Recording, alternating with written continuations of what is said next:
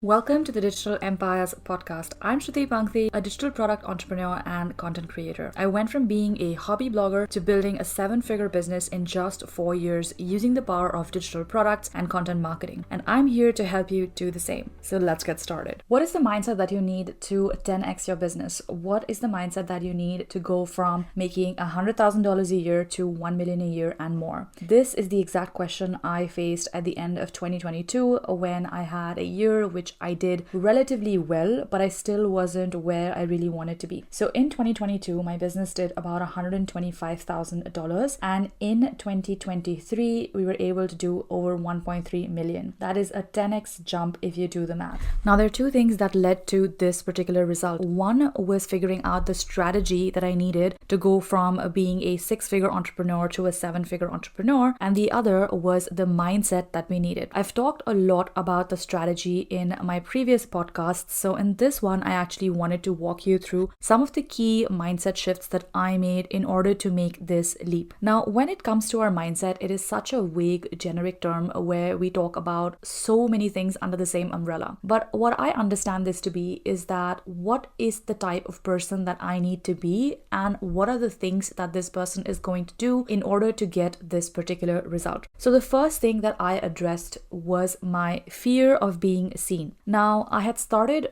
showing up on YouTube fairly early in my journey as an entrepreneur for the main reason that I knew that if I wanted to grow a business online, there was no way around it. Sure, I could hide behind the camera and, just show up as a regular brand. But if I really wanted to grow very, very quickly, I would need to build a personal connection. So going back to 2020, when I started my YouTube channel, I had to overcome a little bit of this fear, but I didn't realize it was still holding me back a couple of years later. So even though it may appear on social media that I'm very confident, I love showing up and, I love creating content, that was not always the case. Even though I do love, putting my creativity into pieces like blogs or videos or podcasts, I always struggled with the fear of being seen too much, and I had to do a lot of work to figure out exactly where that fear was coming from. Now, one of the fears I had was that if I decided to show up too much online, it would come across as aggressive or being salesy, trying to be in everyone's faces a little bit too much. And when I thought back to why this fear came up, I think this fear came up from a lot of my corporate, experiences where it wasn't always the best thing to stand up and voice your opinions, and that wasn't always appreciated. So in this case, I thought it would be better to protect myself from being seen as this person who is constantly in someone's face. And I couldn't have been more wrong. When it comes to growing your business and when it comes to building an audience that really trusts you and wants to buy from you, there is the rule of 7 to be remembered. So in marketing, this rule states that a person has to see your offer at least 7 times in order for them to even consider buying it. Now, when you show up online, let's say you have a business which is also selling digital products and you are showing up on Instagram or TikTok to sell those digital products. What is it that is needed in order for that to happen? The person actually needs to see you at least 7 times in order for that to happen. And let's be honest, not every person who follows you is seeing your content every single day. In fact, I would say that less than 10% of your audience is actually seeing your content on any platform at any given time. This means that even if you post 10 times a day, the chances of all of your followers actually seeing it is probably just 10%, which means they probably just see one of those 10 posts. So just imagine, if you are trying to build the trust and if you're trying to sell products, how many times does your potential customer need to see you in order to actually purchase from you? So I had to really understand how marketing works in order to work towards this fear of being seen. I had to normalize the fact that if I wanted a 7-figure business, I needed to have the presence of a 7-figure entrepreneur, whether it came to the content that I was creating, the frequency of the content that I was creating, and what kind of thought leadership I was putting out. So I started to work on this mindset in 2022 when I launched my TikTok channel, contrary to, what my gut was telling me, that it was just for Gen Z and young people and I was way too old because I was a millennial to be on TikTok. I actually started working on the TikTok account because I thought, hey, none of my audience from Instagram actually follows me there, so let me just start off with a clean slate and we'll see where things go. And in summer of 2022, I remember I was in Greece and I was doing a work retreat by myself just to get,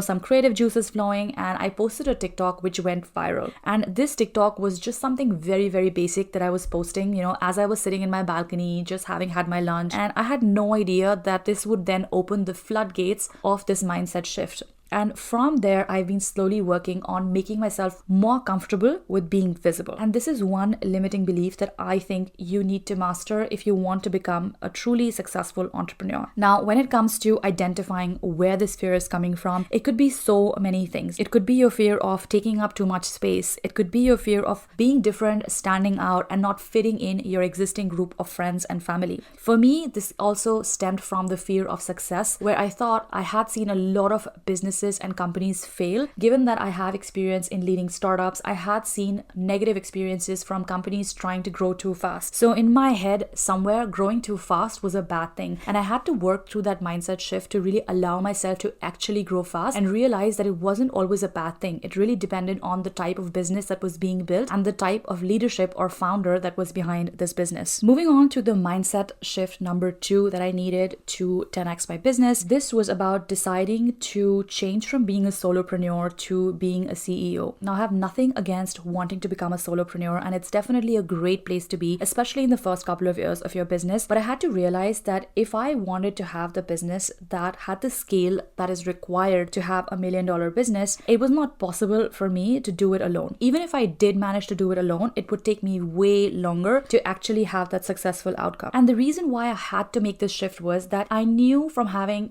seen startups crash that you need the foundation set up in place before you can actually scale. So even before my business was able to take over, 10,000 transactions a month, I had to have the systems and the people in place to allow for that to happen. Because if I did not have those systems and if I did not have those people, my business would crash the minute it crossed a certain threshold. So for me, this meant that I had to sit down and figure out exactly which tasks were necessary for me to do in the business and which tasks could be outsourced. So things like customer support, responding to questions from our prospective customers, video editing, podcast editing, things like researching about trends or the market and what's going on. Things like documentation of processes. These are some of the things that I had to figure out how I had to outsource them before my business actually 10x, because if I hadn't figured them out, I can tell you that I would not have been able to sustain this level of growth. Until 2022, I only had one part-time VA, and it was totally fine at the point where my business was doing 6 figures, but I knew that it was not possible to scale to a point where I would be just able to handle a 7-figure business with one part-time VA, because that would be a business where I'm working probably way too many hours, and that was never what I signed up for when I started my digital product business. Cut to our team right now in 2024, we have about 5 people that are helping me in the business, including me, which means that I'm not the only one who is driving the growth of this business. There are many other people who are also,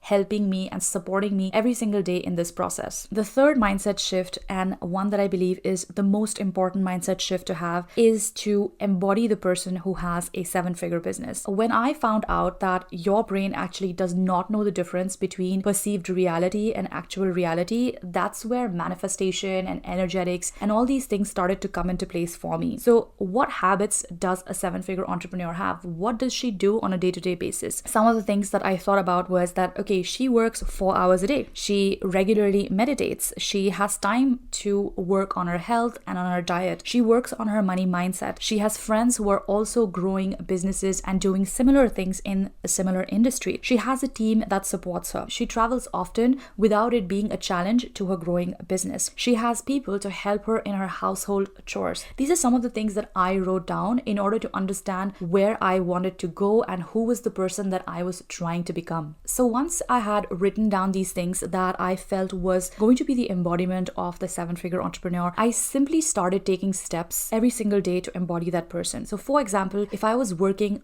a little bit too much in a week, I would have a review with myself and say, hey, where can I reduce my working hours yet still be productive? Is there a system or a tool that I can use to save time? Or is there a person that I can hire to outsource some of the tasks on my plate? These are questions I had to ask for every single step of the way in order to truly embody the person that I was going to become. And I had to do it before my business started to have those 100K months, because here's the thing, like I said, your brain does not know the difference between perceived reality and reality. So the sooner you become the person who has a 7-figure business, the sooner you will have the 7-figure business in your reality. So some of the things that I did in order to make this happen, well, I traveled a lot more. I met a lot more new people. I, kind of came out of this cocoon that I had to do everything by myself and I had to figure out everything by myself. I showed up for meetings. I showed up for online networking. I tried to make, acquaintances everywhere I traveled and learn from people that I met. I also found meditations that I resonated with. So one of my favorite meditation channels is Reality Revolution, and I absolutely love all of their meditations, including their money mindset meditation. Specifically, the large sums of money comes to me. I try to do these on a regular basis to kind of go back to the frequency of the type of person that I want to become. I was also only listening to advice from people who had already been where I was going. So I stopped listening to people who did not have the desired reality that I was looking after. I listened to podcasts and books of 7 or 8-figure entrepreneurs, people like Kelly Roach, Rick Mulready, Alex Hormozi, Neil Patel, Denise Duffield Thomas, all these people who are way ahead of me in the online business space, and I've already built a part or a type of lifestyle that I would aspire to have. I also physically moved myself and my husband out to a bigger apartment because I felt that I did not have the light and the space required to actually expand. So I had to physically shift that state of being, because when I was in my previous student flat, I always felt really cramped and that I couldn't grow. And I think that was affecting and impacting my business as well. And moving on to the final mindset shift that I believe has been also very, very critical in helping me 10x my business. And that's been the ability to realize that failure is not a personal thing. Failure is a necessary thing if you want to grow. The faster you fail, the harder you fail,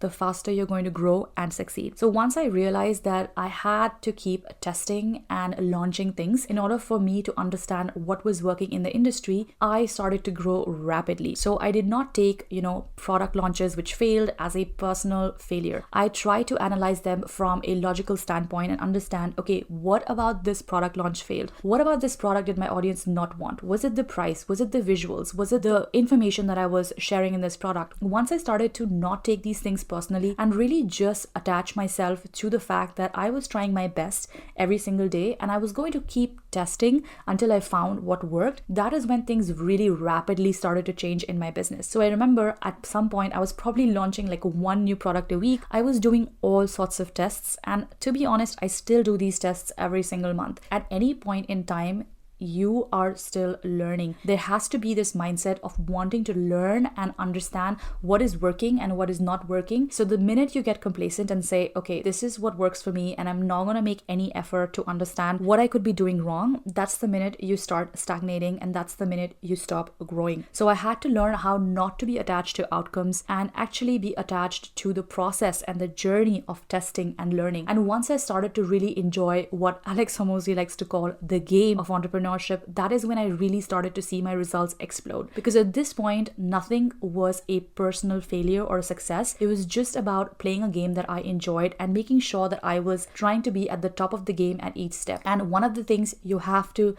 be okay with when you're trying to be at the top of the game is failure. So it is okay for you to launch products that are not going to work. It is okay for you to launch brands or websites that are not going to work. It is okay for you to try out side hustles that are not going to work. But what is not okay is giving up and not trying at all. As long as you can learn to fail hard and fail fast, you can definitely build a 7-figure business. Or at least, if not a 7-figure business, you can definitely build a full-time living doing what you love.